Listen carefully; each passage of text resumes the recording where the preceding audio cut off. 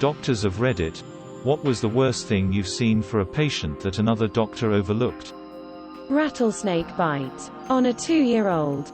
Patient and dad out in the fields near a small town that is several hours away from the nearest big city, where I work.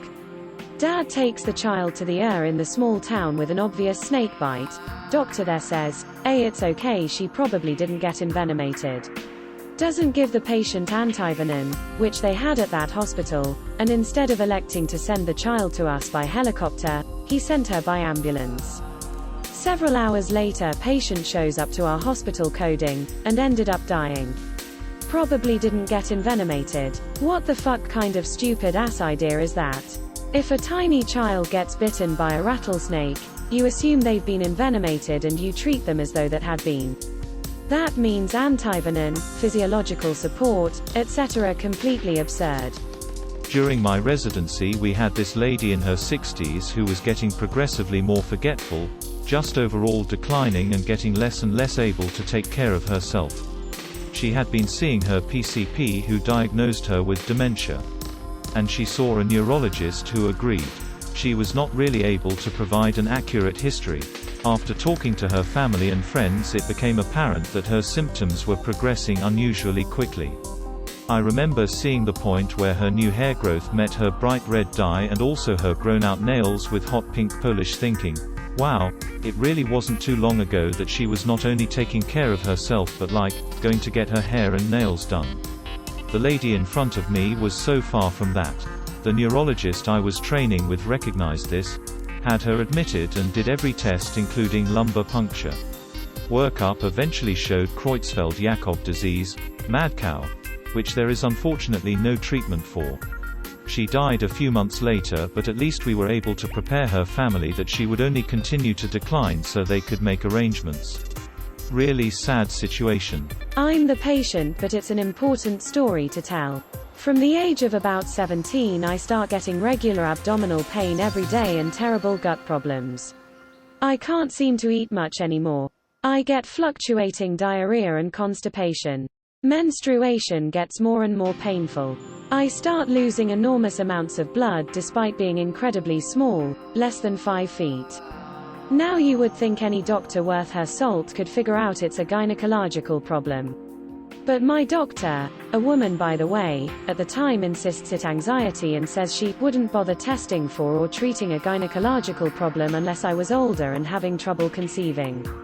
Over the next few years my gut and uterus symptoms slowly deteriorate. I get bounced around the system to dozens of different specialists. I get told it's just stress, anxiety, are you pregnant? Are you you're not pregnant? Every woman has painful periods, it's just constipation, take this over-the-counter product, etc. etc. Meanwhile my gut function slowly grinds to a halt.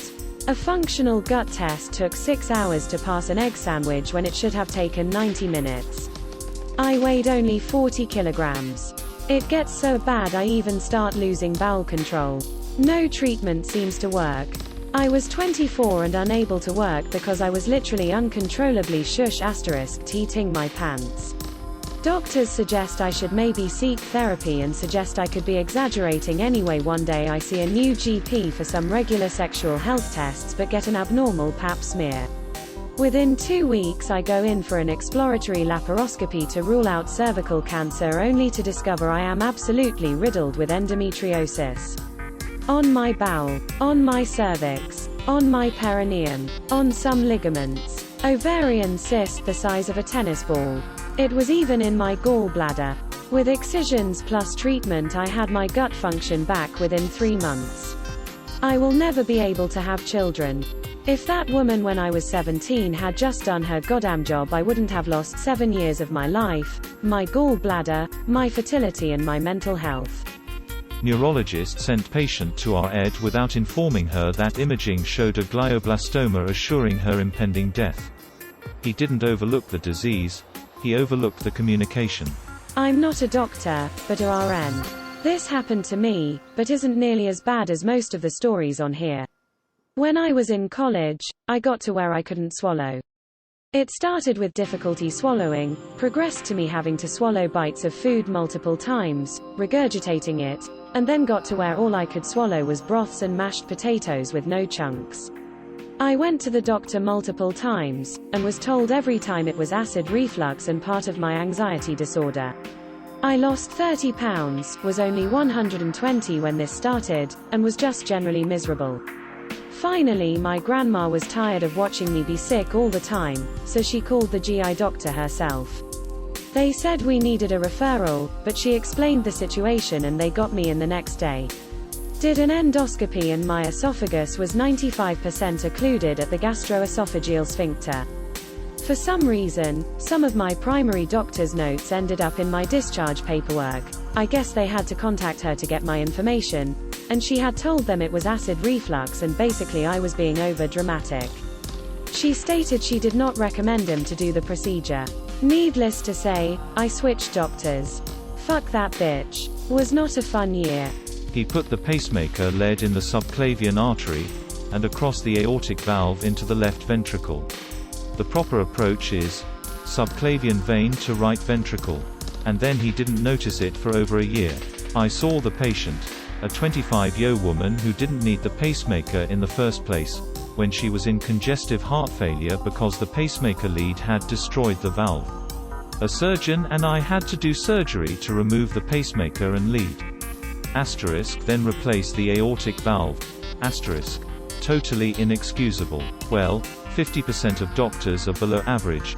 But everybody thinks theirs is in the top 10%. Not a doctor, but I had a half-assed dentist. I went to a dentist's office for several years, and was repeatedly told to get braces, and have my wisdom teeth removed. Both of these pose an issue, since I play trumpet for a living, and performing at a professional level is difficult to impossible with braces, and having wisdom teeth out would put me out of work for at least a month during recovery. The dentist was told this repeatedly, during every visit. I decided to get a second opinion about the wisdom teeth, so I went to an oral surgeon to have them look at it. They took X-rays, and looked at the records from my dentist. Then the conversation, oral surgeon, so, you're experiencing a lot of pain in your wisdom teeth, according to you record. Me, I am not. At all. I never have. Oral surgeon, So, I'm just going to assume your regular dentist falsified the rest of your record too, so I can put this folder down and do my job. He then went on to explain that the way my wisdom teeth came in, they're sitting on a nerve that's next to impossible not to cut in the process of removal, which would leave me without feeling in the lower half of my face for the rest of my life. As you might imagine, this would also be a major issue, given my career.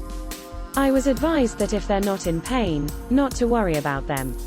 I do need to extract an adjacent tooth to one of my wisdom teeth, though, which my regular dentist completely blew off when I asked about it.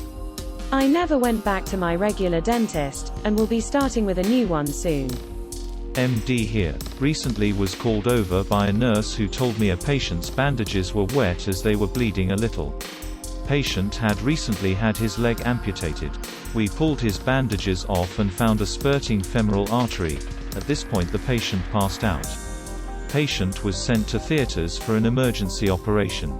Close call for sure. I found an obvious huge rectal cancer on a patient who was previously told over and over again that she had hemorrhoids. Sad face. In residency I saw a cardiologist miss a STEMI, heart attack.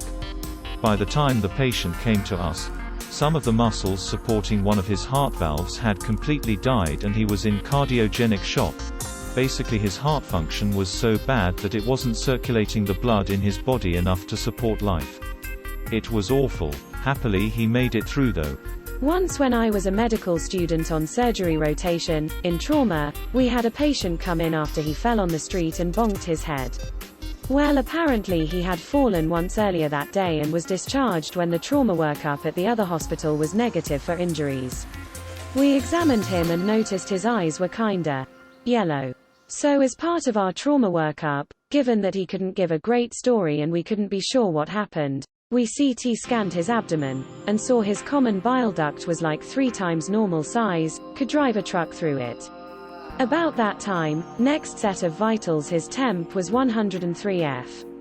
Guy was floridly septic from ascending cholangitis, which is why he was falling down. Big miss, and that is an emergency. Young student from, I think, Pakistan. He was complaining about his neck feeling stiff.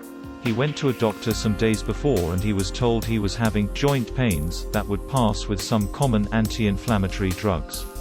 When I visited him, I saw many of the lymph nodes in his neck were swollen, which probably caused the stiffness, and not painful, not a good sign.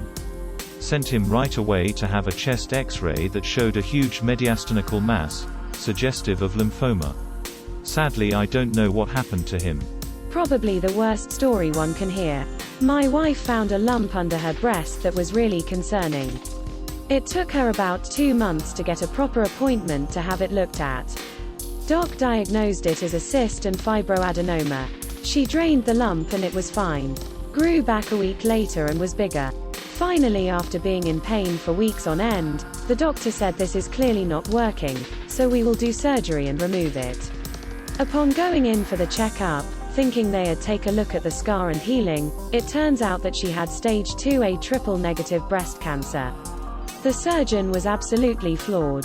The most upsetting thing was that while her main surgeon, gyno, who was fantastic, was on holiday, another male doctor told her, any surgery would be merely cosmetic and it clearly didn't bother her because he could touch the lump. I almost laid that doctor out in the office. When she got the diagnosis, he apologized to both of us for being an asshole. Unfortunately, this story didn't end well. Despite doing 8 months of therapy, chemo and radio, her cancer returned 7 months later and ultimately led to her death after it spread to her brain and spinal fluid. So many people told me, breast cancer, that's one of the easy ones. My, insert relative nobody fucking cares about here, had it. She switched gynos twice because they wouldn't take it seriously. It's been 6 months now and not a day goes by where I wish I could have taken her cancer away. She was fucking 27 years old.